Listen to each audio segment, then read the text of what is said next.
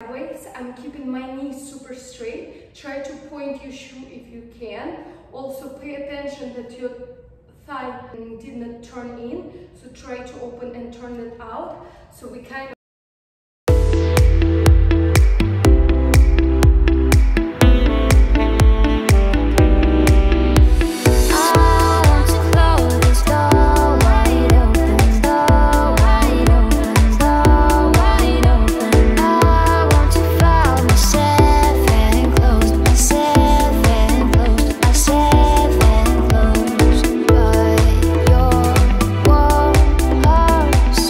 Your